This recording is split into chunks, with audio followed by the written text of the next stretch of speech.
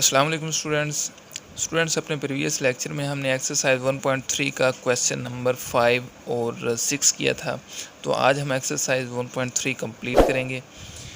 इसमें हम question number 7 देखते हैं।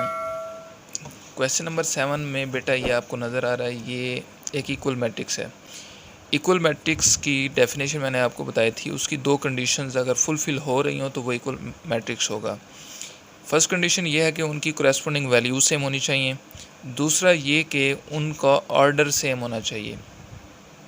तो आए इसका जो मेनली इसका पर्पज़ है ना इस क्वेश्चन का बेटा, इसमें हमने ए और बी की वैल्यूज़ फाइंड करनी है। क्वेश्चन करते हैं हम इसका। जस्ट आपने करना क्या है कि इस 2 को इस मैट्रिक्स के अंदर मल्टीप्लाई कर दें और इस 3 को इस मैट्रिक्स के अंदर मल्टीप्लाई कर दें। सॉल्यूशन इसका हम कर लेते हैं। इस 2 को अंदर मल्टीप्लाई करें तो 2 2 ज़ा 4, इस 2 को 4 से मल्टीप्लाई करें तो 8, इस 2 को -3 से मल्टीप्लाई करें तो -6 और इस 2 को a से मल्टीप्लाई करें तो 2a आएगा। a क्यों आएगा बेटा, ये अल्फ़ाबेट है इसलिए 2a ही लिखा जाएगा। ये हमारे पास मैट्रिक्स है और ये प्लस का साइन है। इस 3 को अंदर मल्टीप्लाई करें तो 3 1 ज़ा 3, इस 3 को b से मल्टीप्लाई करें तो हमारे पास 3b आएगा।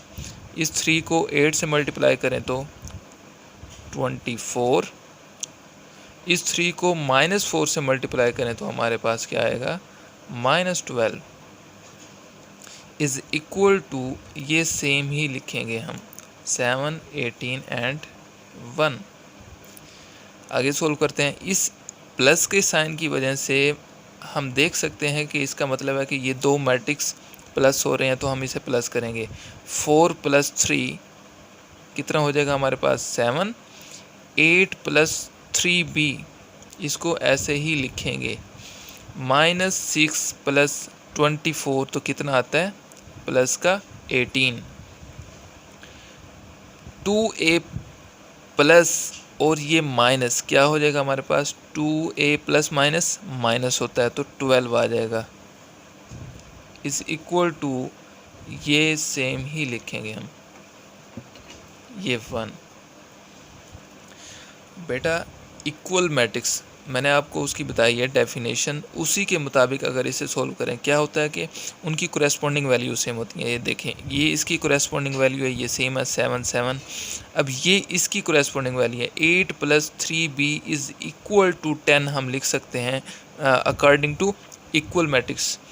ये 18 सेम हो गया और ये इसके इक्वल आ जाएगा, तो हम लिख सकते हैं 8 + 3b इज़ इक्वल टू 10, ये equation 1, and 2a - 12 is equal to 1, ये इक्वेशन हमारे पास सेकंड हो गई। इससे हम b की वैल्यू निकाल सकते हैं। क्या करेंगे, 8 यहाँ प्लस हो रहा है तो वहाँ जाकर क्या हो जाएगा हमारे पास, -8 10 - 8, तो क्या बचेगा, 3b इज़ इक्वल टू 2। अब ये 3b के साथ मल्टीप्लाई हो रहा है तो दूसरी साइड पे जाकर डिवाइड हो जाएगा, तो ये हमारे पास बी का आंसर है। इसी तरह अगर हम ए का आंसर निकालना चाहें तो 2a, ये -12 यहाँ माइनस हो रहा है तो दूसरी साइड पे जाकर प्लस हो जाएगा, 1 + 12, 2a इज़ इक्वल टू 13, ये 2a के साथ मल्टीप्लाई हो रहा है तो दूसरी साइड पर जाकर डिवाइड हो जाएगा, तो ये हमारे पास a की वैल्यूज़ आ गई। तो हमें क्वेश्चन में a और b की वैल्यूज़ रिक्वायर थी, तो हमने a और b की वैल्यूज़ फाइंड कर ली हैं। तो इसी तरह बेटा हम क्वेश्चन नंबर 8 देखते हैं। इसका क्वेश्चन नंबर 8 में क्या पूछता है वो, इसके 6 पार्ट हैं। पहला पार्ट देख लेते हैं, a + b का ट्रांसपोज, होल ट्रांसपोज है इसका, is equal to a transpose + b transpose.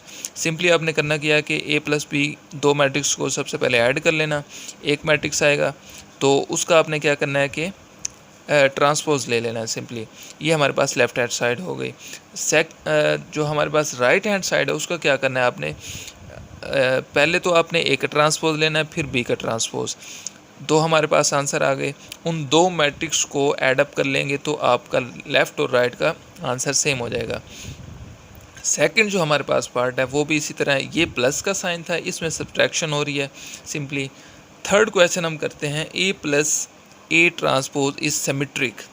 अब ये हमारे पास नई चीज़ आ रही है, एक सिमेट्रिक मैट्रिक्स क्या होता है? ऐसा स्क्वायर मैट्रिक्स जिसका आप ट्रांसपोज लें तो वो वापस वही मैट्रिक्स बन जाए, तो उसे हम कहेंगे सिमेट्रिक मैट्रिक्स। क्या कहा मैंने? ऐसा स्क्वायर मैट्रिक्स जिसका आप ट्रांसपोज लें तो वो वापस वही मैट्रिक्स बन जाए, तो उसे सिमेट्रिक मैट्रिक्स कहते हैं। हम इसे सोल्व करके देख लेते हैं, आपको समझ आ जाएगी। क्वेश्चन नंबर 8, इसका हम कर रहे हैं third part. A plus A transpose prove करना है हमने इज सिमेट्रिक। सबसे पहले आपने करना क्या है, इसमें हमारे पास ए और बी ट्रांसपोज अवेलेबल हैं। ए ट्रांसपोज हमारे पास है 1 2 0 1 एंड बी भी हमारे पास बेटा दिया हुआ है 1 1 2 0। ये हमारे पास मैट्रिक्स अवेलेबल है। तो आपने जस्ट करना क्या है, सबसे पहले ए ट्रांसपोज ले लें। ए ट्रांसपोज कैसे लेते हैं वो भी बताया हुआ है आपको। जस्ट इंटरचेंज कर देना है रोज़ को कॉलम्स में। 1 2 रो में है तो आप कॉलम में लिख दें इसे, और 0 1 जो हमारे पास है रो में है तो इसे कॉलम में लिख दें। सिंपली यही करना है आपने।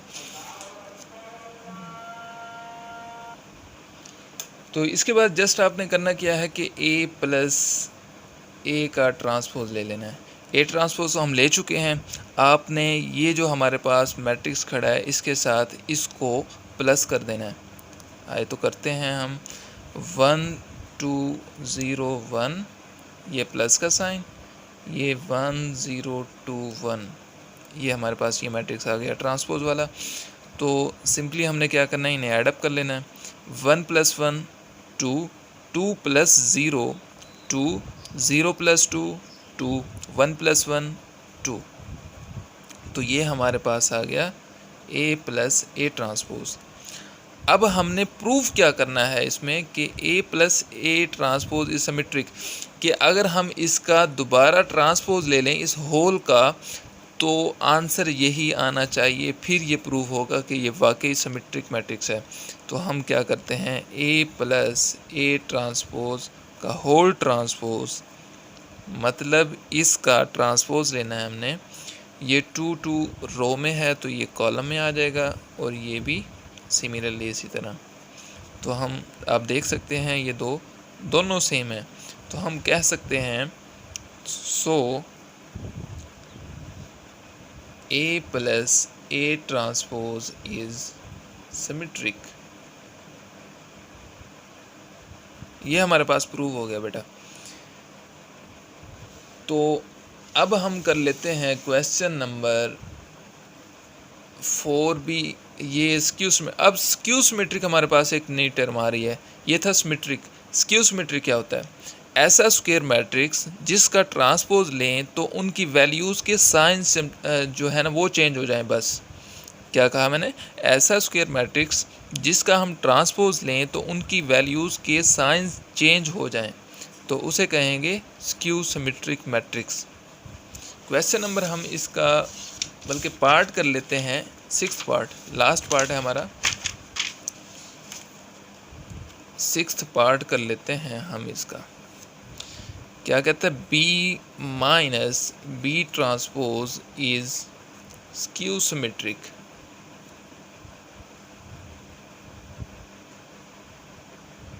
इसे हमने प्रूव करना है। अब तो प्रूव करते हैं। हमारे पास सबसे पहले जैसे उस क्वेश्चन में हमने किया थर्ड पार्ट में कि ए का वहाँ ट्रांसपोज लिया सबसे पहले हमने, तो इसमें भी क्या करना है, सबसे पहले बी का ट्रांसपोज लेना है। बेटा सीक्वेंस के साथ आप क्वेश्चन को सोल्व करें तो बहुत इजीली सोल्व हो जाएगा। सबसे पहले आप लें इसका बी का ट्रांसपोज। हमारे पास बी की वैल्यू दी हुई है 1 1 2 0। मैं यहाँ साइड पे लिख देता हूँ। बी हमारे पास क्या है 1 1 2 0।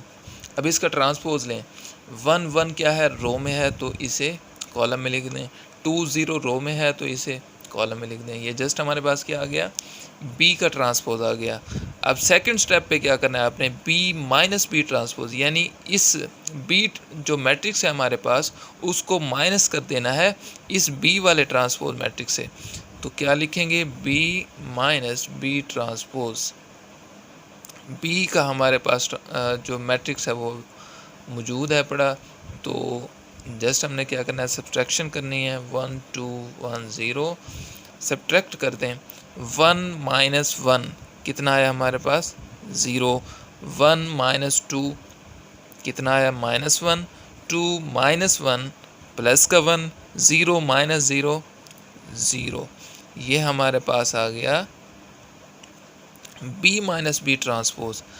अगर हम इसका ट्रांसपोज लें तो वो क्या बनता है, बी माइनस बी का whole transpose is equal to 0 -1 row में है तो इसे हम कॉलम में लिख सकते हैं, 1 0 रो में है तो इसे हम कॉलम में लिख सकते हैं। अब हमने प्रूव क्या करना है बेटा, B minus B transpose is skew symmetric. Definition के मुताबिक कि ऐसा स्क्वायर मैट्रिक्स जिसका ट्रांसपोज लें तो उनकी वैल्यूज़ के साइंस जब चेंज हो जाएं, इसको हम लिख सकते हैं बेटा कि बी माइनस बी का इसका ट्रांसपोज। अब इस मैट्रिक्स से अगर आप माइनस कॉमन लें तो क्या बनता है, 0। ये प्लस का 1 था तो माइनस का 1 हो जाएगा, और ये हमारे पास माइनस का 1 है तो प्लस का हो जाएगा, और ये 0 सेम। अब ये आप मैट्रिक्स देख सकते हैं किसके इक्वल है, ये हमारे पास खड़ा बी माइनस बी ट्रांसपोज। तो इसे हम लिख सकते हैं कि minus into B minus B का ट्रांसपोज इज़ स्क्यू सिमेट्रिक।